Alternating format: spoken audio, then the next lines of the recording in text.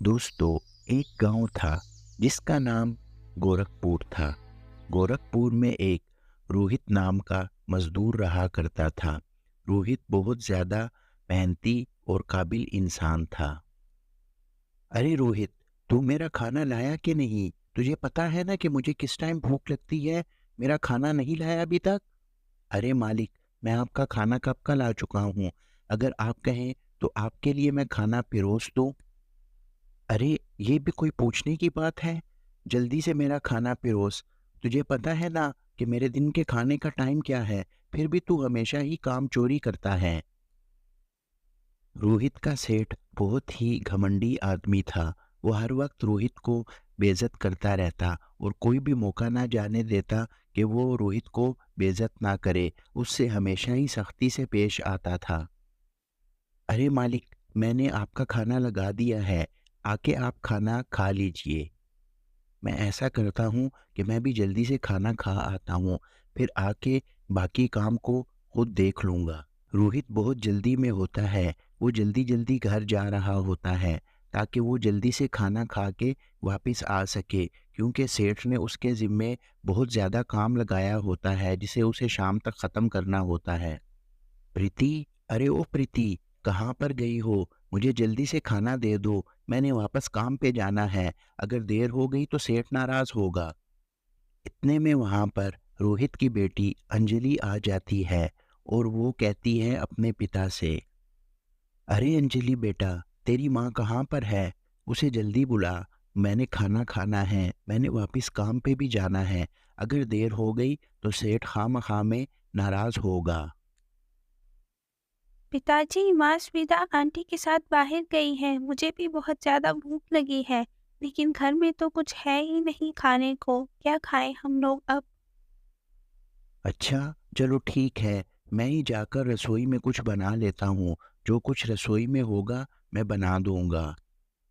यूँ रोहित रसोई में जाकर दाल-चावल बनाना शुरू कर देता है, क्योंकि रोहित को दाल-चावल बहुत अच्छे से बनाने आते हैं और उसकी खुशबू दूर-दूर तक जा रही होती है।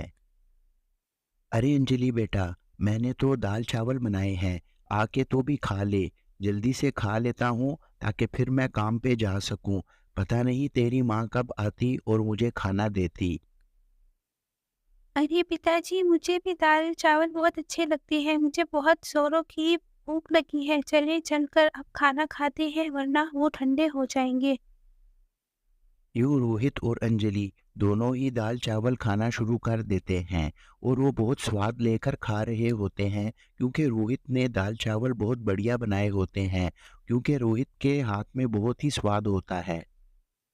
अरे पिताजी, ये दाल चावल तो बहुत स्वादिष्ट है। आपने तो बहुत स्वादिष्ट दाल चावल बनाए हैं। बहुत ज़्यादा आनंद आ रहा है। अरे बेटा, मुझे तो जो बनाने आता है वो मैं बना लेता हूँ। बेटा तू अपना ध्यान रखी, और मैं अब वापस काम पे जा रहा हूँ। इतने में उसकी पत्नी भी वहाँ आ जाती है। अरे आप कहाँ जा रहे हैं? मुझे थोड़ी देर हो गई है। आप बैठे, मैं आपके लिए जल्दी से खाना बनाकर लेकर आती हूँ। अरे नहीं नहीं, हम दोनों ने खाना खा लिया है। मैंने दाल चावल बनाए थे और तुम्हारे लिए भी छोड़ दिए हैं, जाके तुम भी खा लो। रोहित अनाज की बोरी मंडी में लेके जा रहा होता है कि उसी समय उसको ठोकर लगती है और वो ज़ोर से गिर पड़ता है, जिससे सारा अनाज गिर जाता है। उसी समय उसका सेठ भी वहाँ पर आ जाता है। अरे! ये क्या किया तूने? सारी अनाज की बोरी गिरा दी और अनाज ज़ाया कर दिया। निकल जा मेरे काम से, यहाँ आइंदा के बाद शक्ल मत दिखाई। अरे सेठ जी, मुझे माफ़ कर दीजिए, मैं आइंदा के बाद ऐसा नहीं करूँगा। ये तो मुझे ठोकर लग गई और मेरे से अनाज की बोरी गिर गई। मैंने जानबूझकर नहीं किया। मुझे मत निकालिए। आपको मैं कहता हूँ, मुझे मत निकालिए। आइंदा तो तब होगा ना जब तू यहाँ पर रहेगा। अभी मैं तुझे काम से निकालता हूँ, चला जा यहाँ से। रोहित बहुत चिंता में होता है कि अब आगे क्या होगा। अब तो उसके पास कोई काम भी नहीं रहा। अब घर का खर्च कैसे चलेगा? उसको कुछ समझ नहीं आ रही होती और वो बहुत गम में होता है। अरे आज तो आप जल्दी आ गए काम से। आप इतने परेशान क्यों हैं? सब ठीक तो है ना? अरे मुझे तो सेठ ने काम से निकाल दिया। अब क्या होगा? मुझे समझ नहीं आ रही प्रीति, अब आखिर घर का खर्च कैसे चलेगा? अब तो मेरे पास और कोई काम भी नहीं करने को। अरे! ऐसे कैसे काम से निकाल दिया? क्या हुआ था? सेठ ने आपको क्यों काम से निकाल दिया है? अब हम क्या करेंगे? अरे आज सामान ले जाते हुए मुझे ठोकर लगी और उसमें से थोड़ा-सा अनाज गिर गया। बस इसीलिए सेठ ने मुझे निकाल दिया वहाँ से। अरे! अब आप अपना व्यापार शुरू करें, मज़दूरी में तो कुछ रखा ही नहीं है, इतनी मेहनत होती है और पैसे कुछ भी नहीं होते जिससे हमारे घर का खर्च नहीं चलता। अरे अपना व्यापार कैसे शुरू करें? अपने व्यापार के लिए तो बहुत ज़्यादा पैसा चाहिए होता है और तुम्हें तो पता है हमारे पास खाने को नहीं है। मेरे पास 2 सोने के कंगन पड़े हैं, आप उसे बेचकर कुछ सामान ले आइए जिससे आप अपना व्यापार शुरू कर लें। जब हम अपना व्यापार शुरू करेंगे तो हमारे पास भी बहुत पैसा आएगा और हम लोगों के गरीबी के दिन ख़त्म हो जाएँगे, यही ठीक रहेगा। हाँ, ये तुमने ठीक कहा कि मैं सोने के कंगन ले जाकर बेच दूँ और उससे दाल-चावल के ठेले के लिए सामान खरीद लूँ और फिर मैं दाल-चावल बेचना लग जाऊँ, ये अच्छा है। अगले ही दिन रोहित दाल-चावल का ठेला लगा लेता है। वो कंगन उसने बेच दिए होते हैं और वो अब बहुत खुश होता है कि अब उसका भी अपना व्यापार है। इतने में ही गाँव का एक व्यक्ति रोहित के पास आता है और उससे पूछता है कि ये क्या है? अरे रोहित, तू तो मज़दूरी करता था ना, अब ये दाल-चावल का ठेला कैसा है? ये दाल-चावल क्यों शुरू किए? अरे भाई साहब, आपको तो पता है मज़दूरी में क्या रखा है, इतनी मेहनत होती है और इतनी कम कमाई, इसीलिए सोचा कि अपना व्यापार शुरू करूँ।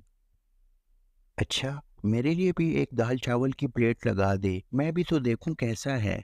यूँ रोहित उसको दाल-चावल की एक प्लेट दे देता है और वो बहुत स्वाद लेकर खा रहा होता है, क्योंकि उसके दाल-चावल बहुत ही स्वादिष्ट होते हैं। अरे वाह रोहित, तेरे हाथ में तो जादू है जादू।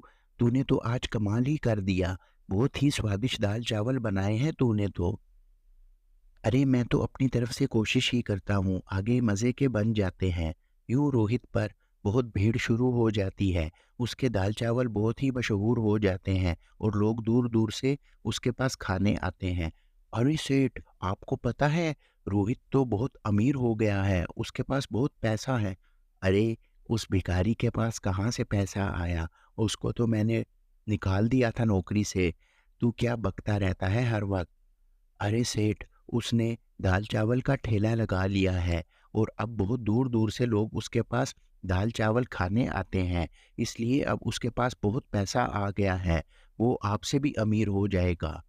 ये कैसे हो जाएगा अमीर? मैं देखता हूँ, इसका ठेला रहेगा तो ये अमीर होगा ना। आज रात को ही इसका ठेला मैं जला के राख कर दूँगा। तू देखी तो सही मैं इसके साथ करता क्या हूँ। सेठ गुस्से से वहाँ पर पागल हो रहा होता है, क्योंकि सेठ को लगता है कि अगर रोहित इसी तरह पैसा कमाता रहा तो वो एक दिन उससे भी आगे निकल जाएगा। जैसे ही रात होती है, सेठ एक पेट्रोल का डब्बा लेकर रोहित के ठेले की ओर जा रहा होता है कि वहीं पर उसे एक आदमी मिल जाता है। अरे सेठ, इस रात को क्या कर रहे हो और ये आपके हाथ में पेट्रोल कैसा है? अरे मुझे घर के लिए पेट्रोल चाहिए था, तो बस वही लेने गया था।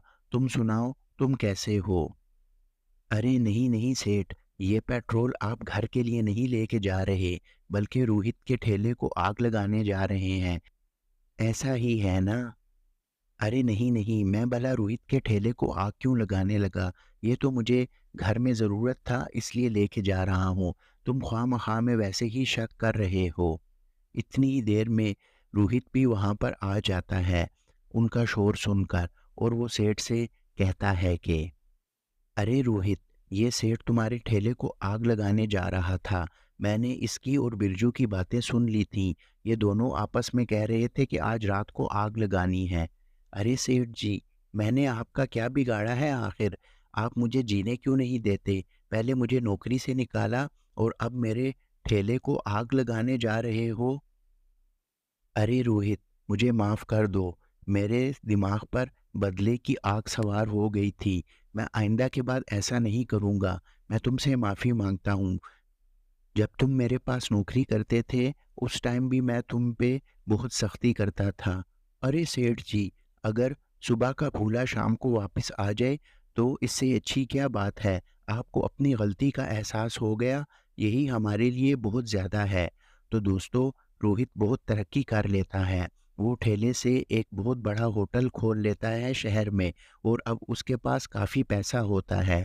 दोस्तों, देखा रोहित की मेहनत ने उसको कहाँ तक पहुँचा दिया और सेठ की बदले की आग ने उसको कहाँ तक पहुँचा दिया। दोस्तों, हमें किसी के बारे में बुरा नहीं सोचना चाहिए, क्योंकि जो किसी के साथ बुरा करता है उसके साथ भी हमेशा ही बुरा होता है।